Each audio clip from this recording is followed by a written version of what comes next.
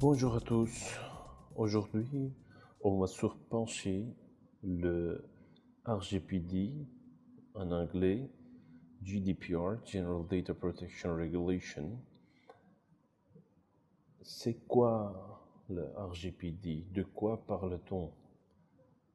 Données personnelles, traitement de données, RGPD, de quoi s'agit-il? Êtes-vous concerné? On va répondre aujourd'hui à toutes les questions. Qu'est-ce qu'une donnée personnelle? La notion de données personnelles est à comprendre de façon très large. Une donnée personnelle est toute information se rapportant à une personne physique identifiée ou identifiable. Une personne peut être identifiée directement, par exemple nom ou prénom, ou indirectement, exemple par un identifiant, numéro de client, un numéro de téléphone, une donnée biométrique, plusieurs éléments spécifiques propres à son identité physique, physiologique, génétique, physique économique, culturelle ou sociale, mais aussi la voix ou l'image. L'identification d'une personne physique peut être réalisée à partir d'une seule donnée, par exemple, numéro de sécurité sociale, ou à partir du croisement d'un ensemble de données. Exemple, un enfant vivant à telle adresse, né à jour, abonné à tel magasin, un militant dans telle association. Exemple, une base marketing contenant de nombreuses informations précises sur leur localisation, l'âge, les goûts et le comportement d'achat de consommateurs, y compris si leur nom n'est pas stocké, est considéré comme un traitement de données personnelles, dès lors qu'il est possible de remonter à une personne physique déterminée en se basant sur ces informations. Voilà. Qu'est-ce qu'un traitement de données personnelles? Cette notion est également aussi très large. Un traitement de données personnelles est une opération ou ensemble d'opérations portant sur des données personnelles, quel que soit le procédé utilisé, collecte, enregistrement, organisation, conservation, adaptation, modification, extraction, consultation, utilisation, communication par transmission, diffusion ou toute autre forme de mise à disposition. Exemple, tenue d'un fichier de ses clients, collecte de coordonnées de prospects via un questionnaire, mise à jour d'un fichier de fournisseurs, etc.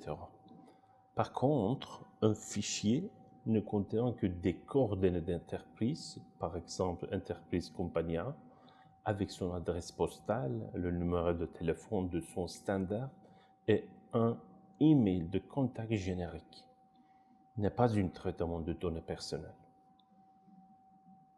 Un traitement de données personnelles n'est pas nécessairement informatisé. Les fichiers papier sont également concernés et doivent être protégés dans les mêmes conditions.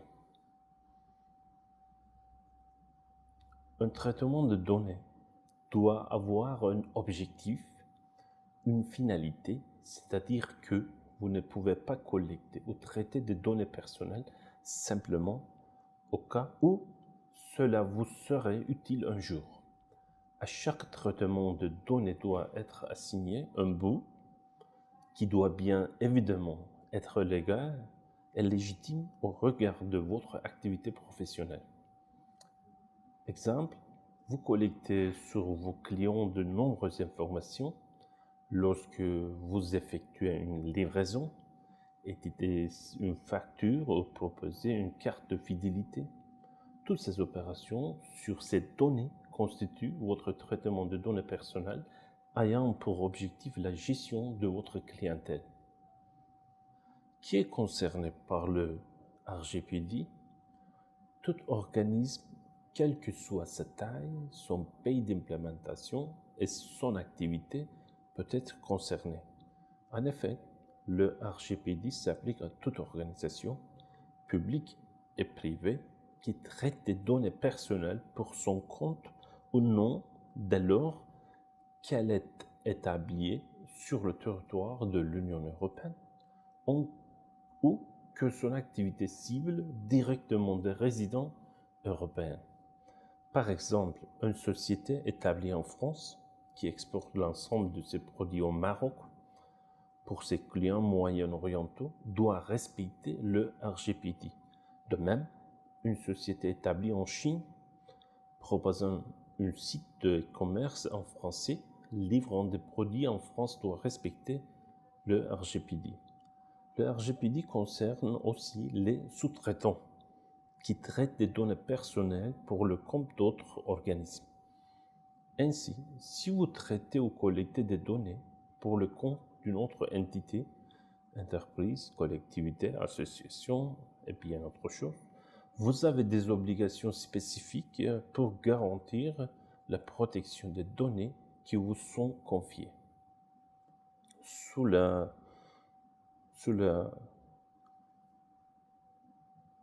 RGPD, on doit adopter les 6 bons réflexes. Ces 6 réflexes reprennent des notions ou principes qui peuvent vous être utilisés pour sensibiliser votre entourage professionnel à la protection des données personnelles. 1. Ne collectez que les données vraiment nécessaires pour atteindre votre objectif. Les données sont collectées pour un but bien déterminé et légitime et ne sont pas traitées ultérieurement de façon incompatible avec cet objectif initial.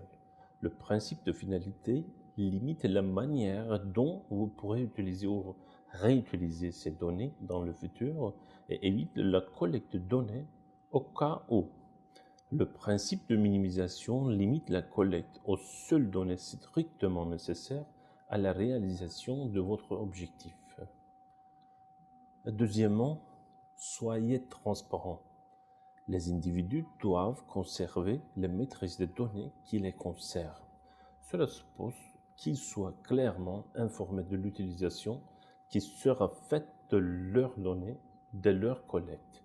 Les données ne peuvent en aucun cas être collectées à leur insu. Les personnes doivent également être informées de leurs droits et des modalités d'exercice de ces droits.